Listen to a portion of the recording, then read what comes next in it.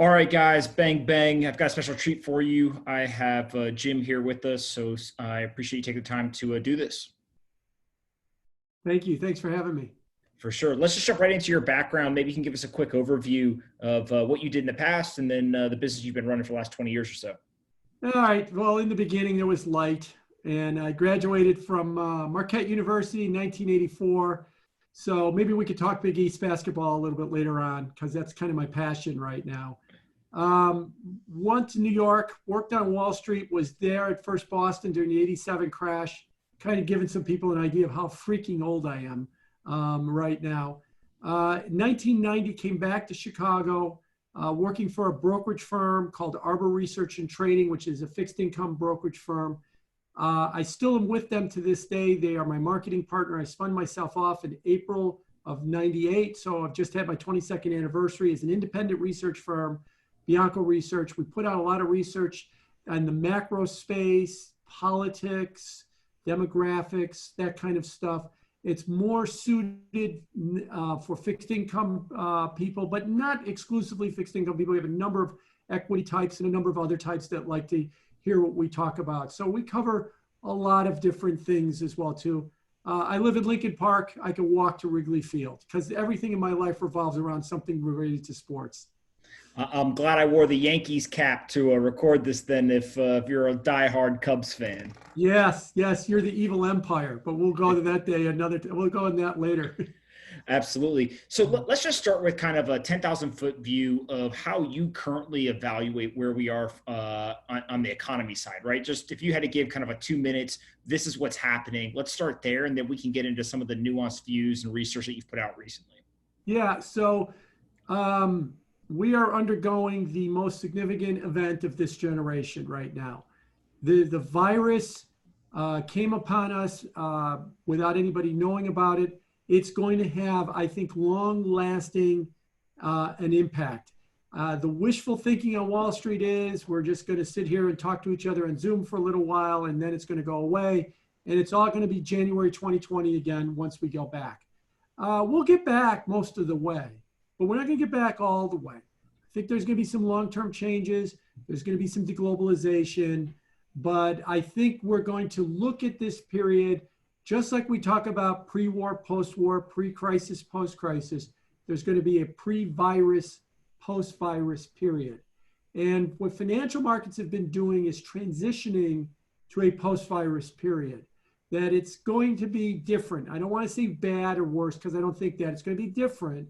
And it's not going to be like it was in January. It might be better in some respects, and it could be worse in other respects. But I think a better description of it would be different. Elaborate on that a little bit, right? This idea that it could actually be better in some cases, but worse in others. Maybe give us a couple of examples of each one of how you're thinking about that. Yeah, I think better is that there's going to be more efficiencies when it comes to work at home, and it's going to be with online shopping. One of the things that I think is been kind of the big hope is people have the ability to work at home, but too many people are, yeah, I'd like to work at home, but I don't know how to set this stuff up. And now they've been forced to learn how to do it. And now that they've learned how to do it, I'm hoping that, and I'll put it in virus terms, I'm hoping that in the post-virus period, we're going to get to a period where if I have the sniffles or you have the sniffles, stay at home and you turn on Zoom and you don't come in and cough on me, or I don't come in and cough on you and get everybody sick. If your kid is sick, they stay at home. And maybe their classroom, now that they've learned how to do it, is being streamed. And that in the future, we're going to, where early on in the virus, we talked about 30,000 people die a year because of the flu. Maybe that number goes down a lot because we wash our hands and we stay away from each other when we're sick. And that subsequent flu seasons are a lot less painful for the economy than we've seen in the past. Now, on the worst side is to get to the markets where we were and get the economy where we were, there was a certain amount of aggressiveness that we had. Borrow, buy back your stock, relocate to China because it was more efficient, go, go, go, go, go. That attitude might change a little bit now. We're not going to be as willing to borrow and lever up, that the battle cry of the wealth manager, that fear of missing out, there is no alternative, FOMO, ETIMA, That I think might fall off the wayside for a while as well too. And so that kind of aggressiveness that helped get us to the S&P 3400 level and the belief that we were going much further than that, that may take a while to return before we were ready to engage or embrace that one more time. Yeah, and then maybe comment a little bit. I know that you've done a lot of work on kind of the Fed's actions so far. How do you currently grade what they've done, good, bad, indifferent? And then we can kind of get into some of the second and third order effects there. Yeah, I'd say that what the Fed has done is necessary. Look, 17 million people have lost their jobs in the last 3 weeks. The expectations are that initial claims is going to show another 5 million on Thursday. Something's got to be done about that. You just can't sit there and start spouting Austrian free market economics when you have that type of level of unemployment. Now that I've said that, there is a real fear that what the Fed is going to do is going to have consequences on the backside. All that stimulus, in other words, taking 22 million people that are unemployed, handing them money and saying, go out and spend some of this. Yet all those businesses that they were associated with are not producing stuff, but we've got demand up. I'm trying to define the basic definition of inflation. And that I'm afraid not now, not next quarter, not the quarter after, as we go down, but once the virus passes and we go back up, all that stimulus could spark off into inflation later on. And I've heard a lot of people say, well, the Fed is setting us up for inflation. Yeah, they may be, but they cannot, and I don't think it would be right for them to say, look, we might have inflation in 3 quarters, so all you people that have lost your job, I'm really sorry, good luck. That, you're stuck in a bad position. And finally, if you will, the government forced everybody to, I'm going to go Austrian here on you. The government forced everybody to close their business. They didn't do anything. And then, the police came in and said, you have to close. They're owed compensation. And maybe this is the level of, or the type of compensation that they're owed. Either these loans that will be forgiven in the future, or this unemployment benefits, the extra $600 a month that the federal government's giving you on top of whatever your state gives you as well too, because of, those businesses are not closed because of the failure of those people that ran those businesses, unless you want to be brutal enough to say that you should have had in your business plan a pandemic that closes the economy for 3 months, which no one does, nor should anybody have that as well too. So I do think what they've done is necessary, but I also think it comes with a potential consequence further down the line. So it isn't just all good and no bad. There might be a problem associated with it later on. Yeah, and I think it was Jerome Powell pretty explicitly said, like, look, I'm not worried about inflation at the moment, right? It's kind of like, let us solve the problem at hand, and then maybe that comes later, but we'll deal with it at that point. I do think that part of the critique of the Fed has been, it doesn't matter how much liquidity they pump into the market, it seems like it's not enough, right? This is such a deflationary environment, the dollar continues to strengthen, et cetera, that they will almost have to over-rotate, and trillions and trillions of dollars get injected into just the U.S. kind of financial system. But then you overlay that with central banks around the world doing this, right? We saw Japan with almost a $1 trillion stimulus package, et cetera. But at some point, you do switch from that deflationary environment back to the inflationary environment, right? And you almost get this like wave. Do you think that there's a concern of like hyperinflation or just higher levels of inflation? And so it's something that can be controlled, it's something to pay attention to, but it's not necessarily something to kind of ring the alarm about? Or is this more of let's pound the table and actually be worried about some sort of level of like hyperinflation or something like that? Well, let's put this in perspective. I think that in some levels, what we're doing is MMT version 1.0, modern monetary theory.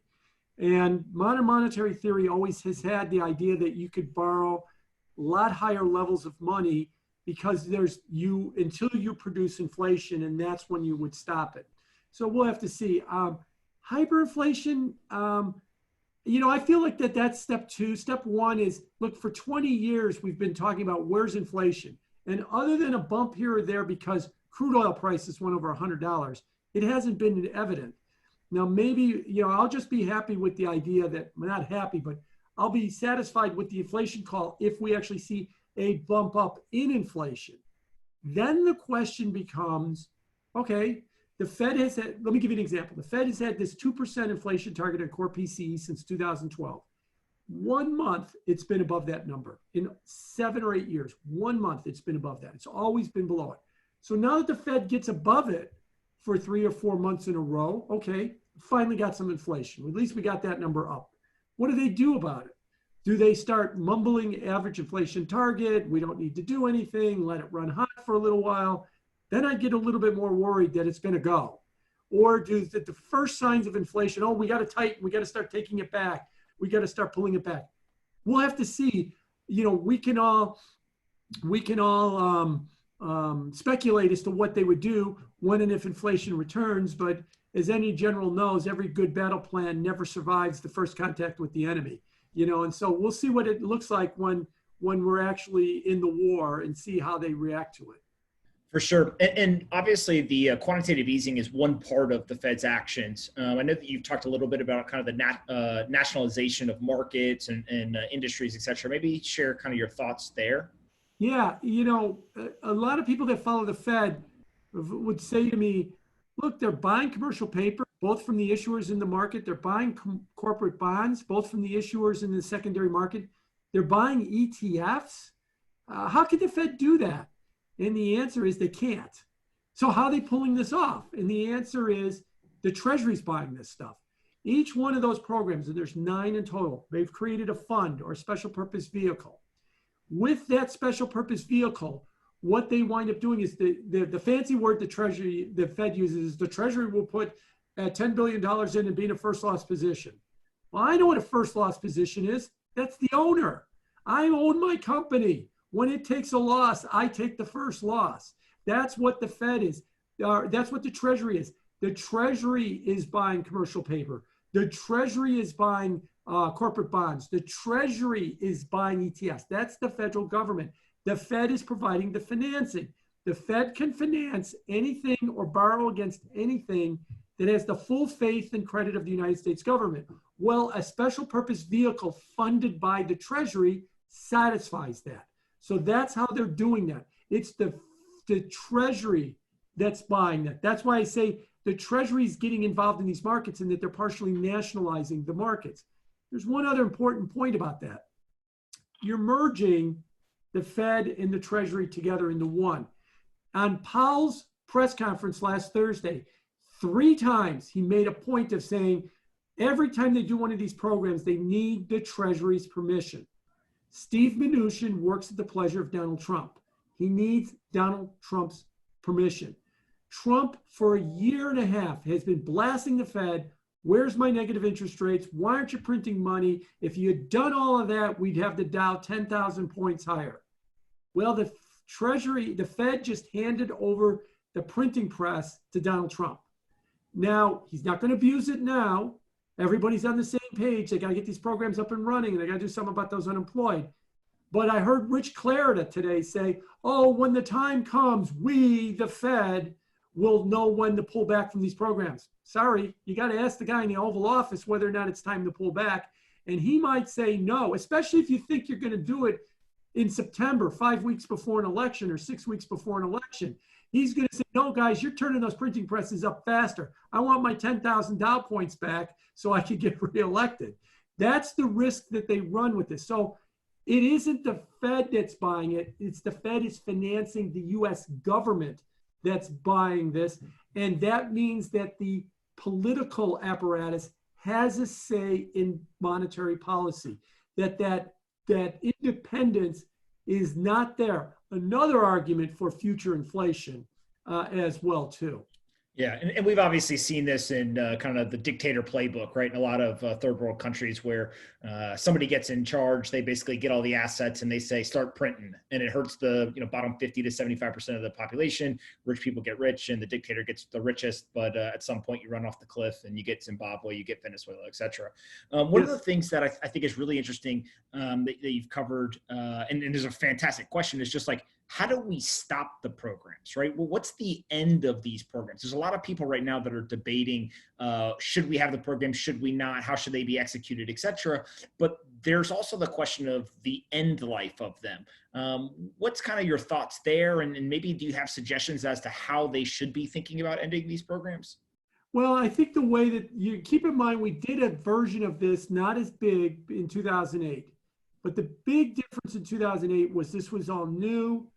No one really understood what was going on with a lot of these programs. A lot of them were the same programs. You know, the commercial paper funding facility is exactly the same program. So we didn't really know it. And we said at the time, Ben Bernanke, it's your baby, man. You tell me when we go, when we stop. We'll just do what you tell us to do. And Bernanke, to his credit, pulled back on a lot of these programs before we got the real inflation going. Fast forward to 2020, we now have a better understanding of how they work. We have a better feel for their meaning, and we have a president that has a different view of the Fed. Remember, when you had Bush and you had Obama, it was that, you know, Fed independence is sacrosanct, and we could never tell the Fed what to do. Trump is fully ready to become Federal Reserve Chairman right now and tell them exactly what they should be doing. And so that's going to be the big problem. I think that if, you know, the way you should pull back the programs is the way that Bernanke did it, is that we're going to do this for the minimum amount of time just to get everything, get its sea legs, and then get out. But I have a feeling that we're not. We're going to have to be pushed further and further. And the only thing that's going to cause it to end, I fear, is inflation comes back, the markets riot over the prospects of inflation and demand that you stop with all the money printing and all the inflationary policies, that they demand you stop them at that point. And once that happens, I think then you'll see the end of it. But then that's a painful exit, what I just argued. It's not a pleasurable exit like everybody wants to think it's going to be. I know the other argument that you'll get is the 2009 argument. Oh, we'll do these programs for a while and then the economy will recover and it will go and then we can exit. No one will care because the economy's taking off. That was the QE argument from 2009. We're going to QE like crazy and then the economy will take off. And then when we exit, no one will notice. It's 2020. They never left. They never left. They did it for 13 years. They tried to QE in 2013 and we had a temper tantrum. They tried to QE in the fourth quarter, or I'm sorry, they tried to exit QE in 2013 and the market had a temper tantrum. They tried to exit in the fourth quarter of 2018. The stock market fell 20% and Powell had to completely reverse himself in early 19. So what I'm afraid of is that this idea that, you know, the handoff, that the economy will recover and it will be going guns and we'll just leave and no one will notice because they're so happy the economy's going. And it didn't work out the first time that they tried doing it that way. And I doubt it'll work out this time as well, too. Yeah, I always kind of explain this as a crack addict, right? It's like, hey, it's like a crack addict saying to you, just one more hit, right? I promise I won't do it again after this. But once the economy gets addicted to the stimulus, you know, I would actually argue you can't get off of it, right? It's impossible for them to leave because literally you're now dependent on that stimulus in order to keep going. And I guess really what this brings then is, as you get this merger between the Federal Reserve, the Treasury, and ultimately kind of the administration, what does that look like, right? Like, let's say we get into a scenario that you just described where the Federal Reserve says, hey, based on our monetary policy and the economists and everything, like we actually think now is a good time to pull back and it's kind of run its course and we think that we've had the impact that we can have. The Treasury then turns and says to the administration, hey, what do you guys think? And the administration says, slam on the gas, right? Or at least don't let up. What is the process for kind of coming to a agreement or some sort of conclusion to that type of disagreement between the Federal Reserve that's supposed to have the independence and then this, you know, organization that now obviously wants control but isn't necessarily supposed to have that control? Right. Keep in mind now that when I say that they've merged, they haven't merged everything. So the Fed, you know, is doing more traditional QE where they're buying Treasury securities and agency securities. They have domain over that. They can pull back on that or they can speed that part up as well too. But it's this alphabet soup of programs. They'll just have to negotiate, I think, with the administration. They'll have to say, you know, I think it's time that we pull back. And then the administration says no, especially if you believe, like the consensus, that, you know, the virus will pass this summer. It will go away this summer. The economy starts, rebounding this summer as we go back to work. And you're now into August or September or October, and they start making noise about pulling back. And Trump says, I got to get elected in 4 weeks. You're not pulling back now. And so then they start going into that negotiation. And then I guess it really becomes a question of how insistent is the Fed going to be about pulling back? Would they end their traditional QE? Well, we're not going to buy any more treasuries then. Or maybe we'll talk about raising rates. Now, I doubt they're going to do any of that, because he even said on Thursday that they're probably going to err on the side of easy. So it ultimately will come down to the I word, inflation. You're not going to see it by the end of the year, because the economy is going to, have a deflationary spiral right now. But probably 21, 22 is when you could possibly see the inflation sprout back and maybe force them out. So I suspect there'll be some behind the scenes negotiations on this stuff. And right now, like I said, right now there's no problem, because all the the Fed comes to the Treasury and says, we got to do more. Donald, do you think we should do more? Yes. Yes. Yeah, I don't even care what the details are. Just do it. Do more of it. And he was tweeting that. He literally was tweeting it, 12 months ago. Exactly. So there's no disagreement now.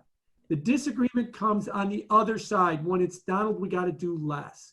And I might add, somebody said, well, what if Biden becomes president? Well, one of the things that's interesting about this program is, the old line that there's no atheist in a foxhole, there's no capitalist in a crisis either. And that no less than Wall Street itself is just applauding wildly what the Fed's doing. Bob Michael, global CIO, JP Morgan Investment Management, the Fed should take over every market. The Fed should set the price of everything. That's what they want. Rick Reeder at BlackRock has been saying the same thing. Everybody has been cheering what the Fed is doing. Now, Biden comes in, and Biden then is asked the question, what do you think? And, he turns to Glenn Hutchins or Roger Altman or all of his Democratic money bags. You guys think the Fed should end? And those guys are going to look and go, man, I'm making a ton of money off of buying paper and selling it to the Fed at a premium. No, I think they should keep going. And what I'm trying to spin here is there's just an easy argument to be made that a Biden administration will want this to keep going as well, too, because that's why Wall Street loves this thing, because they make so much money off of it. Yeah, I think part of what I've tried to spend a lot of time educating folks on is the reason why the rich cheer when they see quantitative easing is because they know how to benefit from it, right? They understand, get into the assets prices are going to go up. This is going to be fantastic. We're all going to get rich. And they're counting on the bottom 50+%, not understanding how money works, not understanding how quantitative easing kind of eats away at the cash value. And ultimately, those are the people who end up losing. And so I guess really this brings a question then of how far can the Fed go, right? So you've got kind of on an amount standpoint, and then you also have, do we start to see them go into buying stocks? Do they buy indexes? Do they actually start playing kingmaker on individual stocks? Like, how far can these programs go, both in size and scope? They can go as far as they want. I think what we got to keep in mind, let's talk about where they're not going right now. They've pretty much gone everywhere except high yield. They will buy fallen angels. March 22nd, they announced that they'd buy corporate bonds. And then they announced on last week that they will now buy any investment grade corporate bond that lost its investment grade status after March 22nd. So March 25th, Ford got downgraded to junk. They're eligible for the Fed to buy. March 20th, Occidental Petroleum got downgraded to junk. Sorry, Oxy, you're not going to be bought by the Fed. And so that's kind of where they've drawn that line. And they're not buying equities. Why are they hesitant to go there? I think there's a simple reason. When you start owning high yield, there's a very good chance that you're going to be involved in a restructuring. That's running the company. That means that one set of bondholders thinks that we should restructure the company this way. Another set of bondholders thinks we should restructure the company that way. Hey, Fed, you own some of these bonds. You get a vote. Which way we're going to go? The Fed doesn't want to be in that place, and they don't want to be running companies. That's why they don't want to own equities. They don't want to have to vote the slate of candidates for the board of directors. They will come under enormous, just to get the point across. If the Fed owns equities and then it's proxy voting season, you could see AOC on the floor of the House going, I think I should help you guys decide which directors that these companies should be voting in. And that's why they don't want to go there. So ETFs, yes. Sure, you could be involved in the ownership of the fund management company that manages ETFs. Nobody cares about that. Could they bleed into buying spiders? Sure, they could bleed into that. But I think it would be a big leap for the Fed in order to buy equities or go straight into high yield itself, because then they're going to get into the management of companies. I'm not discounting that they won't do it. I'm just saying that I think that, I've argued on Twitter and stuff like that. I think it's a possibility that they do it, but first, the S&P's probably got to make a new low off below its March 23rd low, and they got to feel under tremendous amounts of pressure. How far can they go, money-wise? Paul has said it, and he's right. Boy, they could put up a big infinite number up in front of that if they need to. I think more the question becomes, will that work? Because ultimately, you got to ask the question of, Eric Peters of One River Asset Management wrote over the weekend, if the Fed eliminated all their programs, the stock market would probably fall 50% off its high. It's down about a quarter, so it would go back to below the March 23rd lows. It's probably not wrong on that, meaning that the Fed is artificially supporting the market at a level it wouldn't be. As I like to joke, I'm pointing at my Bloomberg right now. If a little red headline came across my Bloomberg, Jay Powell changes his mind, cancels all the programs, what do you think the stock market would do tomorrow? It'd be down a zillion points. And so if the Fed is holding the market at artificial levels, can it do it forever? And I think the answer is no. I think they could do it for a while because they've got a lot of money with an infinite printing press. But ultimately, whatever we perceive as fair value, and if that is lower, that weight will eventually come down on the market and push it back down one more time. So yeah, they could keep going and they could keep trying, but if the market's at the wrong level, even an infinite printing press cannot keep it there forever. For a while, yes, but not forever. Yeah, it almost feels like a lot of the stock market movements right now are pure speculation based on Federal Reserve announcements and programs and all this kind of stuff, and almost like selling the hope that, hey, they can get us out of this. But I do think that one of the reality checks is going to be that first, real big set of earnings reports that come out where people show, hey, our revenue's down 70%. Right. And yeah, our stock fell 25%, but that 25% haircut we took, we're still overvalued based on the revenue we have.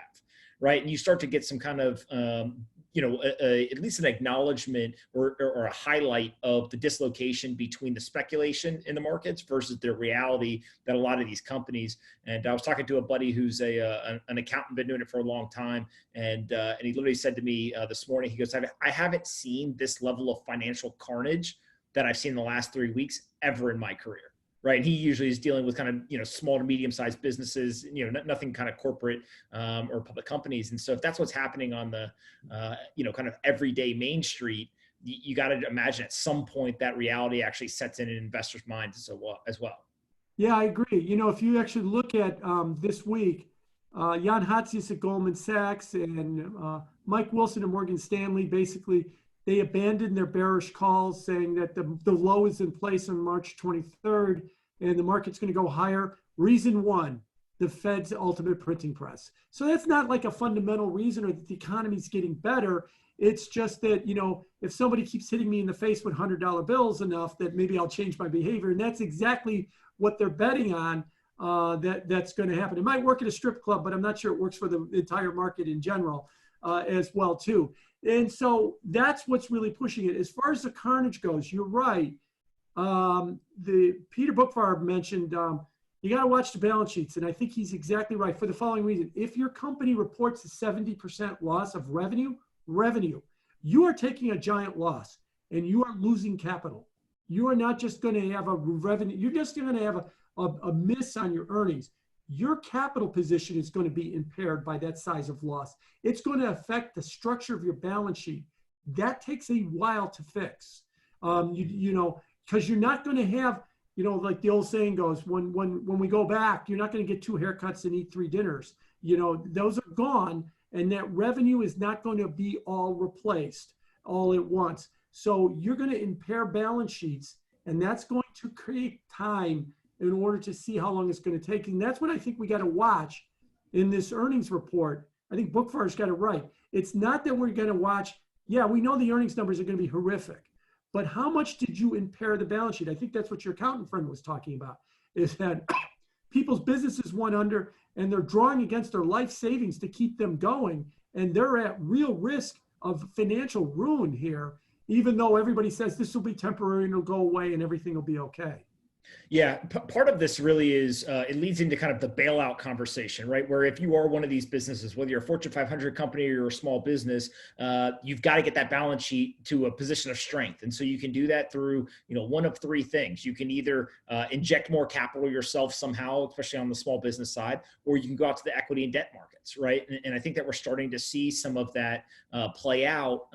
Obviously, when it comes to bailouts, my whole position is really people are going to the government because they think the government's the idiot in the room, right? United Airlines or whoever it is, there's a market to be made in both debt and equity. It's just not at a price that the executives want. So they run to the government and hope that the government will give them, better terms or more advantageous terms. But you are now starting to see some of these companies, like today, the airlines were announced that they're in conversation with Visa, MasterCard, et cetera, about potentially doing a bulk sale of reward points, right? How do they get cash in the door, even if it's at a discount for those points, so that they can start to strengthen that balance sheet? And it just feels like more and more companies are going to get put in that position, especially the longer that this kind of economic crisis persists. Absolutely. I think that that's indeed the case. And I found that I have this fear that the ultimate hubris, when we look back in this period, was, the government is bailing out. And what is everybody arguing? Is that they're arguing that we need to have warrants.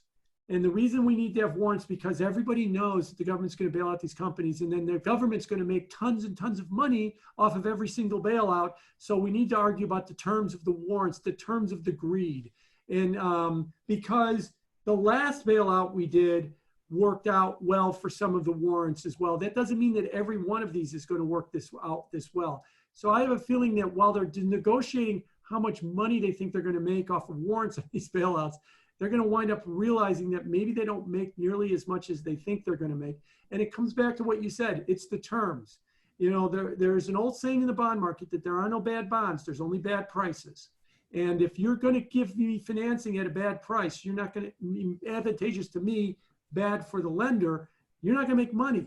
But I'm going to be very happy at what you did. My company will survive well because you gave me cheap financing. But your warrants, your upside is not going to be there because you're giving it away to me right now in the terms that you're giving me in the financing. Yeah, well, it's the difference between price takers and price makers, right? And there's some on either side of that. You've previously said that we're kind of in like a Bear Stearns moment, but maybe not the Lehman moment. Talk a little bit about kind of how, what you mean by that, first of all, and then second of all, like what does that mean in terms of moving forward out of where we are today? So let me talk about it as a technical analyst. One of the things I should have mentioned at the top is I am a chartered market technician. I was in the second class in 1990, got my market technician's designation, CMT. We have done a 50% retracement in this market. And if you go back and you look at bear markets, 29, 37, 62, 2000, 73, 4, 2000, 2008, 50% retracements happen all the time. You retrace half the move, everybody thinks it's over, and then you roll over and go down. You had a low in the market in March of 08, and then we bailed out Bear Stearns, and by May of 08, we did a 50% retracement. That's it, it's over. We bailed out Bear Stearns, the market's recovered half of what it needs to recover, it's done. There's no more crisis. And the second quarter GDP numbers were originally reported as positive 1.5%. See, proof it's all over. They got revised to minus something or another. And then we had the Lehman moment in the fall. And that's where I think we are. Like March 23rd was it. It's over. The Fed came in unlimited. The market's recovered. It's done. It's done. It's done. And then we find up rolling over and going back down one more time. That's what I meant by the bear moment, is that typically the March '09 low was made on despair. There's nothing more we could do. The market's just destined to keep falling forever and ever. And it was almost to the point where when the market did start to lift off in mid-March of '09, everybody's first reaction to that was not it's a buying opportunity, but this is like a cruel joke. It can't be going up. There's so many problems and stuff. And then that was indeed the start of a bull market. So I do think that that's kind of where we are right now. We've had, you know, the March 23rd low. We've had the Fed all in. We had the 50% retracement. We had bear. We had it bailed out. We had the 50% retracement. Everybody was arguing, that's it. It's all done with. And in fact, we've got, just like we had in '08, we got the analysts today now all changing their opinion that March 23rd was the low. Yeah, it feels like the economy cannot recover with us all sitting at home. That's all I keep going back to, right? It's just like, right. How are you going to argue that the economy is recovering if we're all still sitting at home? You know, it can, over time, it can create efficiencies that we didn't have before. Now, like I said, if you get the sniffles, or if you want to take half a day off, you could zoom into your office for 1 or 2 days. That's great. The reason we didn't do it before is everybody said in theory we could do it, but nobody wanted to go through the blood, sweat, and toil of trying to figure out how to make it happen. Well, we're now figured out how to make it happen. So that could be good, but you're right. The bigger issue is if we're all going to sit at home and we're all going to try and educate our kids in the other room at home, our economy is not built that way. If that's what we have to do, we have to fundamentally restructure it. And we don't want to fundamentally restructure it. So this is not going to work in the long term, but it could be a nice legacy once we go back to normal that, you know, anytime you need to bail out in the office for 1 or 2 days, you've got this new tool to kind of keep you connected and not just completely lose touch with it like we did before the virus. Yeah, before we move on to a couple other topics, last question around the Fed is, you know, there's a lot of people saying that this isn't capitalism, right? And obviously you said earlier about how kind of there's no capitalism in a crisis. Talk a little bit about how you see the incentive structure changing, right? If I take risk and I know that the government will always bail me out, well, I'll take all kinds of crazy risk, right? It's like a no-lose situation. It's the best way to make money because I can't lose. That doesn't seem like a very sustainable strategy. So maybe talk a little bit how incentives change after we see this type of quantitative easing and bailouts, et cetera. You're right that this isn't capitalism. And, you know, I think what we need to remember about capitalism is the Joseph Schumpeter argument of creative destruction. And that I also think that the problem with capitalism is so many people don't understand capitalism. You know, I remember 2012's presidential election, and the battle cry was Bin Laden was dead and GM was alive. And what they meant by GM was alive is to this day, everybody still thinks that bankruptcy and restructuring means that a company ceases to exist, that they don't understand the idea of restructuring, that if we had let, you know, just to use the autos from '09, because we've got 10 years of history to look at, if we had let the auto companies go bankrupt, that somewhere in Detroit, there'd be a half-done car on an assembly line with weeds growing through the floor. That would have never happened. Those assets would have been spun off. They would have been restructured. They would have come in as a GM. They would have come in as other companies as well, too. They would have become a lot more efficient.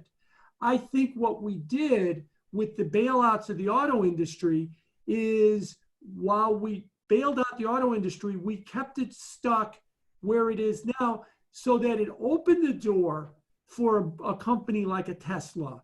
Now, yeah, we could argue Tesla's a bubble and stuff, but they have really been in the forefront of leading the innovation in the auto industry between electric cars, manufacturer selling, and everything else in a way that the auto companies itself could never do if they are incentivized to not think boldly and not creatively change themselves. So in the long run, we're better off letting companies become these organic things that bend and fold and become something different and the like. And that is where we should be in the long term. But we don't think that way. We always think in the very short term. You know, that's been my complaint about what's going on with this virus right now. When I listen to Wall Street, all they want to talk about is what's going to happen in the next 2 quarters. It's going to be really bad second quarter. It's going to be less bad third quarter. Yeah, I get that. Let's move on. What's going to be the long term? No, it's going to be, I can't think past September 30th I just want to know when we're going to restart and when things are going to get less bad. And that kind of short-term thinking is what leads to these bailouts. And while it may give you pleasure through the end of the year, when you look back at it in 5 years or 10 years, you say, look at these industries that should have been innovating and should have been changing, but you've incentivized them to basically status quo, and that doesn't help anybody in the long run. Yeah, it's interesting that the industries that are asking for bailouts tend to all look the same, right? Airlines, auto industry, et cetera. One thing that we saw today is I guess the Governors Association or something like that has come forward, and they're asking for about $500 billion, about $500 billion in bailout money for their states. So now you have state governments going to the federal government asking for them to bail it out. And what I continue to say is there's a lot of financial ramifications from this, right? But this specific development to me is going to lead to individuals saying, wait a second, why are you taking 25, 30, 35, 40, 45% of my income if you guys can just print the money and basically just hand it to yourselves, right? And right.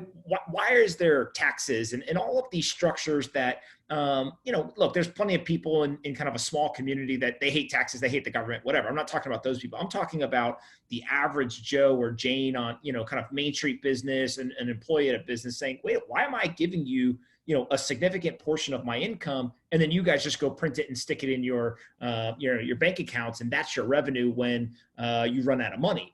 It just feels like there's something other than the ramification on the financial industry, and it's more societal in nature. So I don't know if you have any thoughts there. Yeah, no, you're starting to hear people grumble that too. I mean, it hasn't quite happened, but if the Fed could print $4 or $5 trillion without there being any consequence, no inflation, no consequence, why do I pay taxes? Why do I pay taxes at all? Why don't they just print it up and let it go from there? And then, wow, there'll be inflation. Well, there isn't any right now. And as far as the municipals go, aren't we all in 100% agreement that the average state financing is a complete mess between their pension plans and their union contracts and everything else that states have had? That especially when you get to the municipal level, especially the big city municipal levels, if you look at Chicago or Detroit or New York or Los Angeles or take your pick, that it's all messed up. And that maybe a catalyst from this could be the creative change that we need to fix some of these problems. Now, those problems won't get fixed without a little bit of pain, but to continue this busted system that creates a lot of pain for the taxpayers. There's a lot of middle income and lower middle income taxpayers that live in urban areas that are really being taxed to death to pay for all of this inefficiencies that everybody agrees it would be nice if it went away. Well, here's your opportunity. Here's your catalyst that you've always needed to force that change. Instead, you just want the Fed to print money and throw it at you so you can continue the status quo. I think that that's a lost opportunity to fix some of these problems, and they need to be dealt with. As look, I'm in Chicago, and the pension plan and the pension system here is so woefully screwed up that something needs to be fixed with that as well too. But we're just hoping and praying that the Fed just prints the money so that everything can stay the way it is, broken. That's the way it is now. Just continue to keep it broken.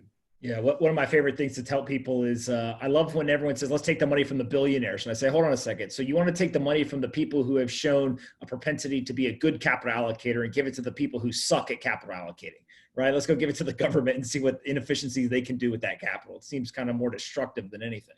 Right. And, and I don't know if you've seen the studies, but if you took the Forbes 400 and you took all their money, and let's say all their money, and of course, that means you have to liquidate Microsoft and you have to liquidate Amazon, and not to mention the damage that would cause. You could fund the government for about a month. Okay, now that you've wiped out all the billionaires and you got through the month of May, what are we going to do in June? And now we don't have Amazon and we don't have Microsoft and we don't have Facebook anymore because you liquidated it to pay for May. So I think that people also overestimate the number of billionaires and the sheer amount of money that they have. Yeah, they have individually, they have way more than you or me could possibly imagine, but collectively as a group, compared to the size of the government, it's not that big. Yeah. I want to talk a little bit about globalization or the lack thereof. And obviously this idea that the virus is probably going to reverse the trend of globalization. I think that there was this kind of underlying tone of, hey, borders coming down, let's be more global, both on a business and also a social component. Virus happens. Now everyone's basically walking around with masks on, pointing at each other saying, forget another country. Hey, you're from another state. Right. I heard those New Yorkers, they got a ton of virus, or Chicago. Oh, no, I don't want you coming from that city. Maybe talk a little bit about how that trend reversal of globalization may occur. Yeah, another state, the people in the suburbs are telling the people in New York or Chicago to go back to the city at this point. But yeah, as far as globalization goes, the virus came out of China. We can leave for another argument whether or not China did everything that they needed to do and it's been properly reporting. Probably not. And there's a lot of anger around the world. Rick Scott, senator from Florida, was on TV last week and he got very mad and he said, anybody that buys anything made in China is immoral. Well, 60 days ago, you would have been run off as a kook if you would have said that. And, as I like to say, who's going to defend China? There's 22,000 dead Americans. Is anybody in the Democratic Party going to stand up and say, Rick, you've lost your mind? How about Europe? Is Macron from France? He's got 16,000 dead. Is he going to say, no, we have to be nice to the Chinese? No. Are the Italians going to say that? No. This is global. Who's going to say that? Larry Kudlow, over the weekend, Easter Sunday, said, remember, Larry Kudlow, who signed off his show, I believe in free market capitalism is the best path to prosperity, said the United States government should pay the moving costs of all companies that want to move back from China.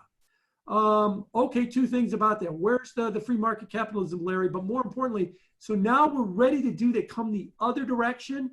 And I think that there's going to be a lot of that. Everybody's in agreement that at a minimum, strategic stuff like pharmaceuticals should be coming back. Okay, why does it stop there? Why are we going to not turn to Mr. Cook and say, why are you leaving yourself vulnerable by making your phones in China? Why aren't you making your phones here or in Europe or in South America or a little bit of all of them? And Mr. Cook's argument would be because it's more efficient to make them in China. And we would come back to him and say, this is about resiliency now. This is not about efficiency anymore. That era has sailed. We're more about the resilient era. The next time we have to shut down the economy for 3 months, we want nobody to have a bailout. Okay, think about how the balance sheets have to look and how everybody's business has to be. They can be structured for that, but they're not going to give you that forward PE of 20 on 130 earnings to get you back to 3,400 on the S&P.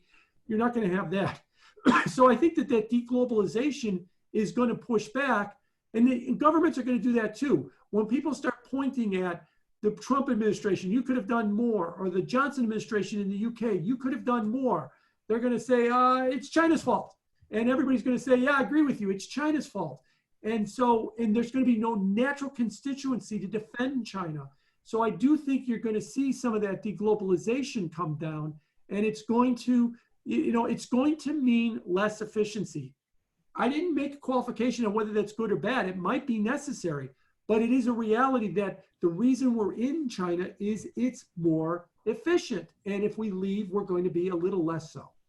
Yeah. When that happens, what do you think occurs in terms of the China versus US global superpower showdown, right? And what I mean by that is what you're essentially doing is by becoming more resilient, you're becoming less efficient, and therefore, can you actually produce the goods as well? Probably not. Can you produce them as fast? Probably not. As cheaply? Definitely not. And so you get in this weird world where do US consumers exclusively consume then from US companies where everything's made in the US and China is, exclusive Chinese manufacturers that are all made in China? Or do you still get get the consumer kind of shopping for lowest price and kind of benefiting from the efficiencies, but companies are the only ones that are affected, and they're the ones that are forced to be resilient, and therefore U.S. companies end up actually losing because they lose that efficiency.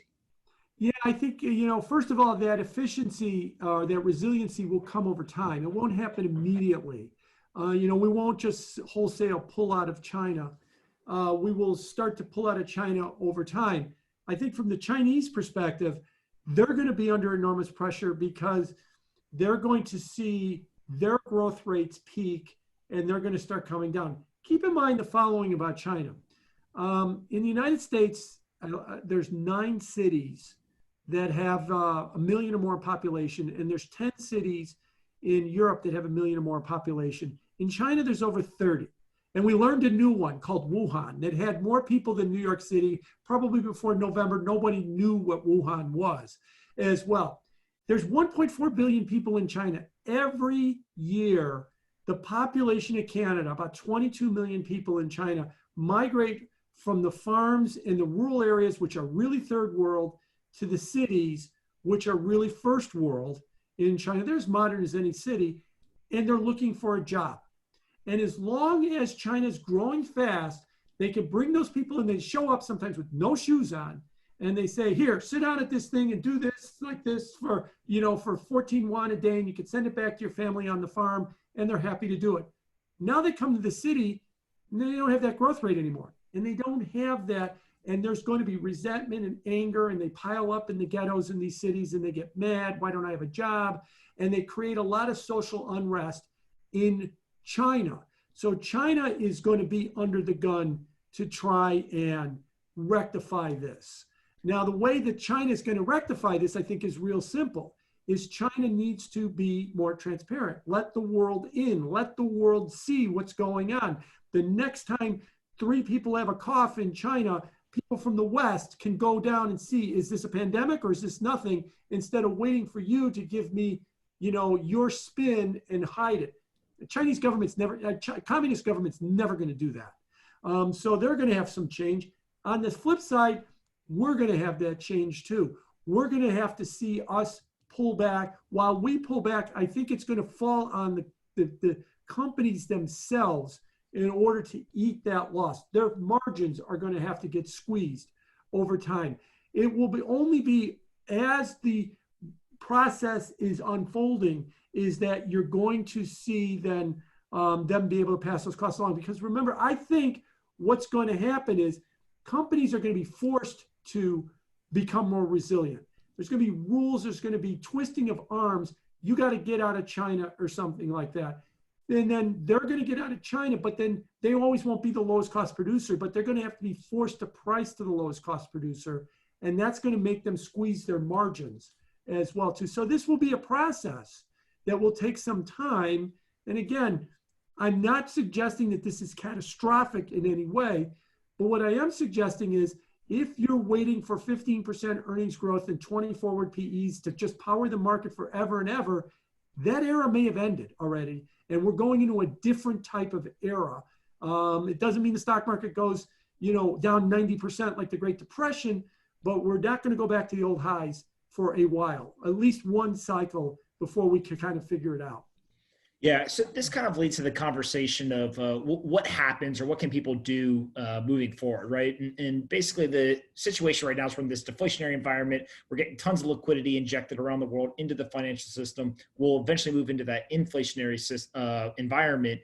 And as we saw in 2008 to 2011, take something like gold. Gold went down almost 30% in the summer of 2008. And then all of a sudden it ends the entire crisis up about 300%, hits an all-time high in 2011. One, do you think we see a similar kind of sequential, playbook here with something like gold? Or do you see something different happening, even though we're likely to get that inflation at some point in the future? And I'm assuming that investors will look for those inflation hedge assets. Yeah, gold is a tough one to measure. I've always struggled with it. I think that in this era, people have always said to me, I can't believe what the Fed's doing. Why isn't the dollar crashing? And my answer is, have you seen what the ECB and the BOJ are doing? They're printing even faster than we are. And then their answer is, why isn't gold going up? And I've always argued, very good question. I'm kind of myself surprised that gold hasn't responded more positively. I think the reason gold is not responding is, what is gold supposed to represent for the investor? It's a way supposedly to get your money out of the financial system. But it's not really out of the financial system. Besides, most people buy gold, they buy GLD or they buy gold futures. Hell, if you're buying GLD listed on the New York Stock Exchange, you're just buying a Tesla version of gold is all you're buying. What you need to do is buy coins and bury them in your backyard. Oh, that's too hard. The dealers are running out. By the way, the premium of spot gold over like the COMEX price is about a 10 or 12 year wide. It is that's what's been happening. Also, gold becomes a source of funds. When you are in a stressful period and the market's falling and there's margin calls being hit, you've got this one asset here that hasn't lost value that you might need to liquidate in order to meet your margin calls in other places that you've lost money. And I think that that's what gold is suffering from. And I think it did in 2008. And that's why I think, not surprisingly, gold made its peak at 1900 in 2011. It was a year and a half after the crisis. So I think it will lag again as it goes higher. But the biggest thing about gold you have to remember is, if you're buying gold because you think that inflation's coming or bad things are going to happen to the financial system, if you're buying something listed on the New York Stock Exchange in GLD, you're not getting out of the financial system. And that is the problem that gold has right now. It's still part of the whole system as well. It's not as separate as people like to make it out to be. Yeah. And I guess really this all kind of brings us to the point of, have you heard Brent Johnson's dollar milkshake theory?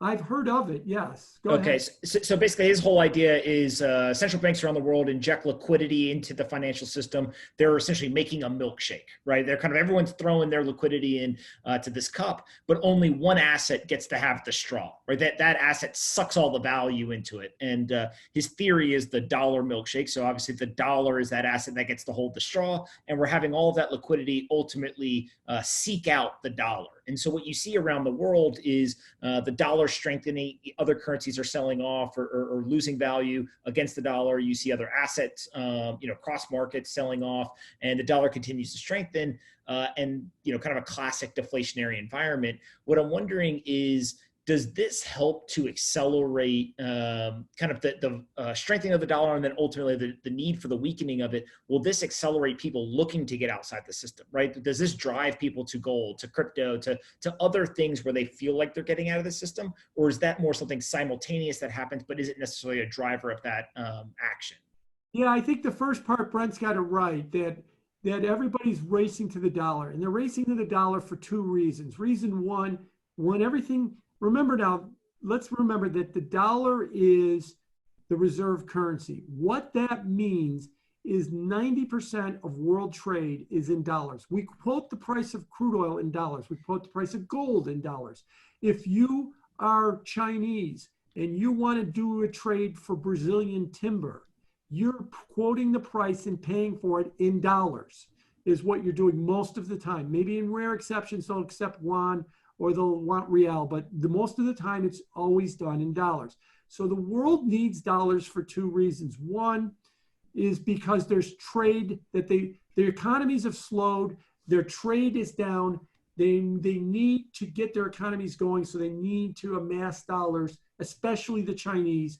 They want to restart their economy. Well, they got to buy crude oil. They got to buy copper. They got to buy aluminum. They got to buy wood. They need dollars for that. So they're trying to acquire dollars for it. The second thing, the reason everybody wants dollars is when you get into a crisis, everybody looks around and goes, what currency do I want to be in? And the answer is, I want to be in the reserve currency. I want to be in dollars.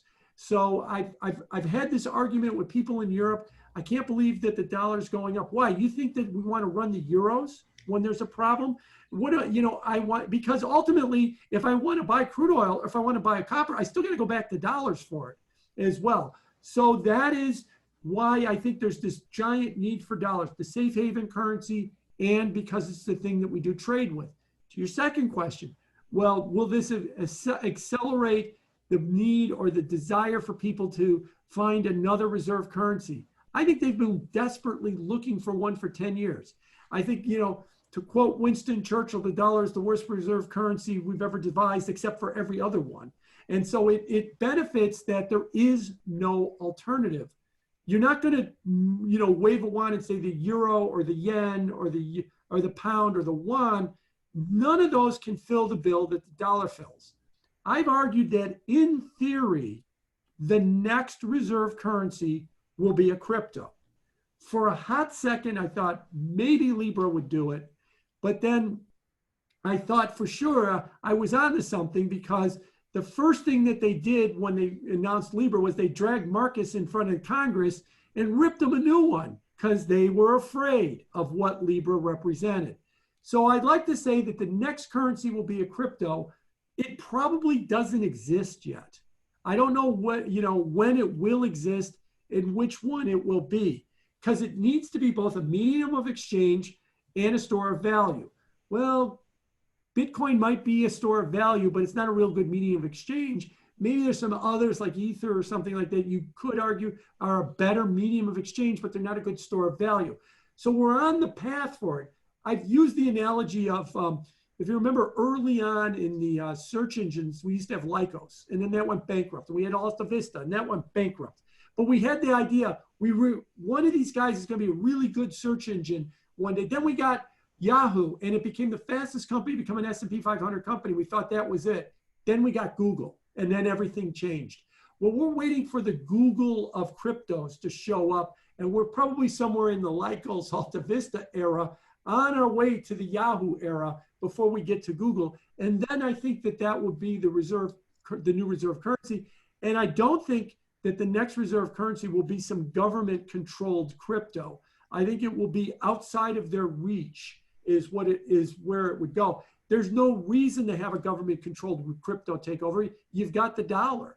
And you can, and the Fed could make you a digital dollar in a week if you wanted that, but it's still the dollar. It hasn't changed anything. So I do think it's coming, but it still could be many years down the road. Right now, maybe it exists in some infancy form right now, whichever crypto is going to be it, or maybe it's still to be invented. Yeah, this is super interesting. I mean, this is part of the reason why I wanted to talk to you, because I think that you are at what I'll call the tip of the spear of an emerging group on Wall Street and kind of the traditional financial system, in that if you would have this conversation 5 years ago, anybody in the traditional financial system would be like, you're crazy thinking that one of these digital currencies is going to be potentially in the future a reserve currency. Now, I think what we get is exactly the position that you're stating, which is, hey, actually, there's a very high probability that the next reserve currency will be a crypto. I just either one, don't know which one it is, or two, don't think it's been created yet. Right. So I think that that group was non-existent 5 years ago. Now there's a number of people, and it's actually growing pretty quickly, the people who kind of fall in that bucket of their belief. The one thing that I keep going back to, so a lot of times I'll hear kind of the Lycos, Yahoo, Google, or some variation of, the first thing doesn't always win. But I'd love to hear your thoughts on the only thing that I usually go back to is currency is a little bit different in that it's kind of like if you're sitting there in Venezuela or Zimbabwe and your government's currency fails. When they then say, hey, just kidding, here's our second currency that we just created, you almost have lost trust in the government monitoring a currency, right? Like you're not going to then take all your wealth and say, okay, the Bolivar failed, let me put this in Bolivar V2, right? You're just like, no, you guys are idiots. I'm not going to risk my wealth here. Right. And it feels to me like digital currencies are in that same bucket. And what I mean by that is Bitcoin was the first, it's the most popular, it's the most liquid, largest market cap, et cetera. What I wonder is if Bitcoin doesn't become the global reserve currency, if it doesn't end up being the winner, do people say, well, there was one, why do I trust version 2, 3, 4, 5, 6, 7, 10 or 12? And what I don't know yet is it true that currencies are different than, let's say, technology companies or other products, or actually it's all the same and people would be willing to kind of jump from crypto to crypto until they found that one that ended up being the winner? I think that's a good point. I think that, could Bitcoin be it? I think what Bitcoin needs to do, you probably know this better than me, is it needs to be a medium of exchange. And I think the blockchain is not quite ready to have several tens of thousands of transactions a second to be able to handle it in that degree. But I do think that what a global cryptocurrency gives people that they would immediately embrace, no matter how many failures there is this idea that my government can't devalue or ruin my wealth. And by having it in an encrypted account, they can't get at it. Because one of the other things I think is going to happen, if you ever got a global cryptocurrency, governments would have to change their tax structure. They can't tax you on income anymore because they can go ahead and audit you. And, and I can handle my thumb drive. And guess what? It's 256K encrypted and you ain't breaking into it. And as far as you know, even though I have a 14-bedroom house and 6 Ferraris on the driveway, I have zero income. So you can't tax me on that. So what I think they'll move to is a use tax. And they'll just say, every 1,000 square foot in your house, you're going to pay this for a tax. Every car you have, you're going to pay that for a tax. I don't care what your income is. And that's the way that the governments will have to survive. But people will like that because they'll say, my money is safe. If my government does stupid things, I don't lose the value of my money like they have in all of those other countries. So I think if you can offer that promise of a safe store of value that's beyond the reach of profligate governments, I think that it would be embraced. Whether it's an existing crypto that can morph itself into that or some new one as well too. So there are operational difficulties with it. So yeah, I hear what you're saying that it might be different, but I don't know if Bitcoin is really graduated beyond the speculation point. No one is really trying to use that as anything but a speculation right now. And we'll have to see what happens. I think that's one of the problems with the cryptos right now is that why aren't they rallying in the financial crisis? Because if I put my money in Bitcoin, I can't do anything with it until I exchange it back to dollars and then buy groceries with it. And so I'm still kind of stuck in the same system that I'm trying to get out of at the same time. And I think that that's one of the reasons that they're struggling to get out of the way. Kind of the same argument I made with gold. But once you get one where you can say, I can take this currency, and I just don't mean you can buy a ticket on cheap flights, but I could actually do something real with it outside of the financial system, then you've got something.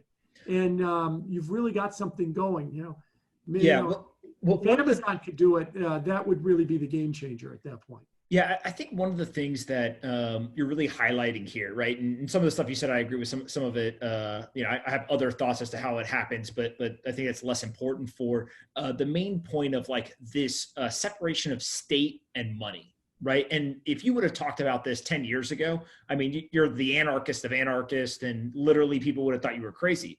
Now, I think, again, going to kind of that mainstream population, there's a lot of people saying, wait a second, that actually sounds interesting. Explain that to me. Right. And they don't necessarily care so much about like, show me the answer today or the solution, but you've highlighted a problem that I have identified is a problem. Right. And I think what ends up happening is over, months and years and even decades, you get more and more people that buy into this idea of like, I'd be okay with the separation of state and money if the money was a good store of value, was a good medium of exchange. And that's not just a financial markets thing, right? They're also seeing, hey, I get to go to Starbucks and use my reward points, and I just use mobile payments. Like, what do I care if that's dollars, Starbucks points, or, crypto? I get to go on the video games, and my kid is using V-Bucks, and, all these different things that I think kind of societally are occurring are just training people or educating people on the idea of a digital asset. And then all of a sudden you get that separation. And again, it's very slowly, right? You get a couple of people at first, and then they kind of slowly cross over. And it's not even with 100% of their wealth. That's the other thing, right? It's like, hey, I'm going to take 1% of my wealth. Okay, now I'll take 5%, then 10, then 20, then 30%. And then eventually you get to the point where it kind of flips over and everyone says, well, duh, why did we ever not have the separation of state and money? But I'm not of the belief like that's going to happen tomorrow either. Right. And I think the catalyst for that was the 2008-9 bailouts. I think that those bailouts, I think that there's something interesting about the bailouts that the catalyst for them, I think, have, led to the resentment, which was Occupy on the left. It was the Tea Party on the right. It led to the polarization that we've seen in our politics. And it's not just here, it's Brexit in the UK and stuff. And so there is that distrust of the government that was being fostered, that can be accelerated right now.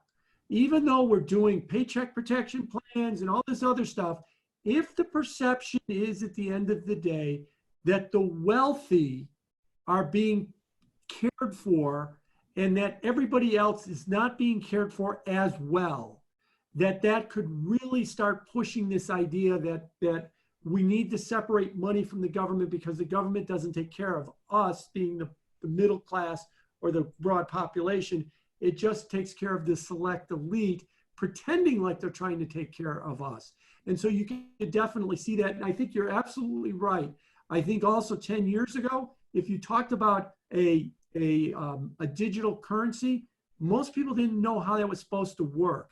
But now, I got my Apple Watch right here, and I know how to wave that, and everybody knows how to do that stuff. And now if you tell them, okay, you just do the same thing with some other currency, I know how to do that. I'm comfortable doing that. I'm comfortable waving my phone in front of a reader in order to pay something. So we're starting to get that mentality, to come down the pike as well too. And we're moving that way very fast. And interestingly, as you probably know, when it comes to digital payments, the United States is pretty much behind a lot of countries, especially if you look at M-Pesa in Kenya. Some third world countries are way ahead of us in digital payments. I know I tell my friends this, and they can't believe that, there's a little village in Kenya, and there's a Honda generator charging 50 phones, and tomorrow these guys that are pushing oxens are transferring money with their phones back and forth to each other more than we do with our iPhone at Starbucks right now. So we're way behind a lot of countries when it comes to digital payments. So it could wind up, that reserve currency thing, we could be the laggard in that. If you're waiting for the American psyche to catch up on it, look, the rest of the world's psyche is well on the road, further on the road than we are right now. Yeah, I always joke, I think it was maybe a year ago now or so, there was a conference in Russia, and Putin was up there, and he, in no uncertain terms, said the dollar is expensive and I want to find an alternative. Right. And basically it was just like, I want to get off this. And so we know that, other superpowers would love to be the owner of the reserve currency or have an alternative that the U.S. doesn't control. But I also think that there's a lot of people who aren't necessarily other superpowers that believe the same thing. Before we finish up, I always ask two questions, and then you get to ask me one to finish. What is your favorite book or the most important book that you've ever read? The most important book that I've ever read. Boy, that's a good question. There's a lot of ones, but I would have to say, I'll answer the question by the book that really had a profound impact on me, Reminiscence of a Stock Operator. I read it when I was in college. It made me understand the psyche of speculation. It attracted me to the fixed income markets, or excuse me, to the financial markets. I'm in the fixed income market. And that was kind of like the book. I took a finance class. My finance professor recommended it as outside reading. And boy, it just completely changed my life. I love it. That's a great answer. Second question, aliens. Are you a believer or not? Think they're real? I do think they're real. I do think that at a minimum, you've probably got lower forms of life, bacteria and stuff like that. Whether or not there is intelligent alien life forms, I do think they're real. Are they floating around incognito on this planet?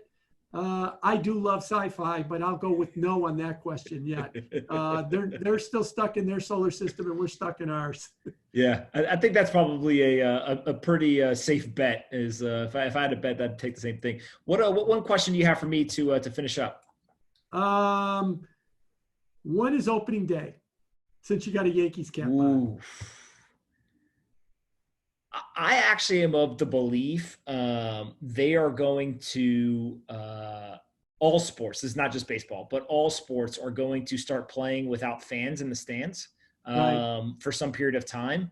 My guess is baseball, we start to see that earliest end of May, latest like beginning of July, maybe somewhere in that range. And I have no clue what that means in terms of this. I mean, you're not going to play a full season, right? Right. So like kind of what do they end up doing? I have no clue. I'll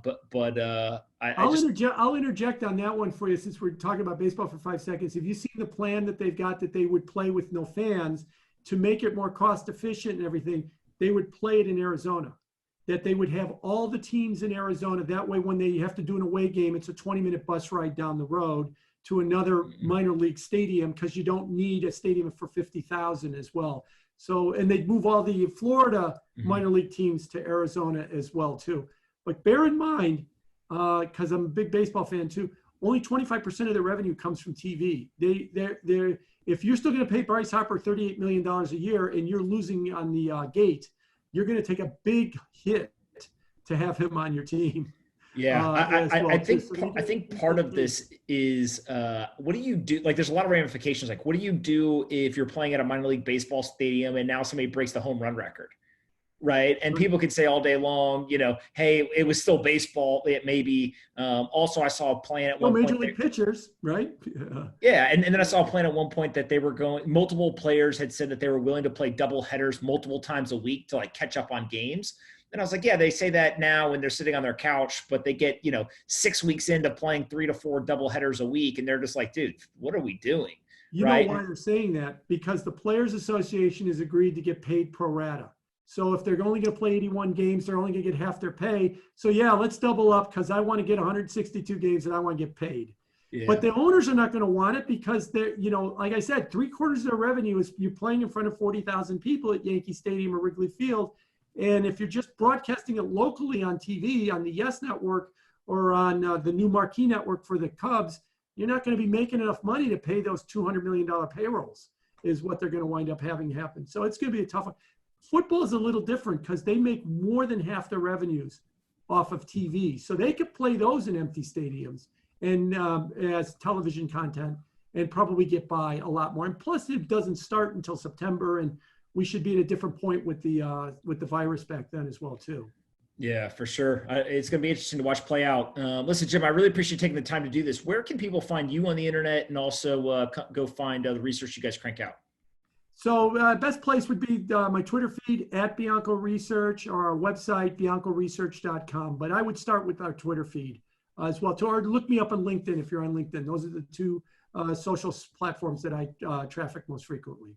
You've been doing a fantastic job on Twitter, and I highly recommend people go follow you. So see if we get you some followers there. But listen, thank you so much. And also a huge shout out to Nick Prince from Coinbase for helping set this up. We wouldn't have done it without him. So I appreciate his help, and we'll have to do this again in the future. Thank you.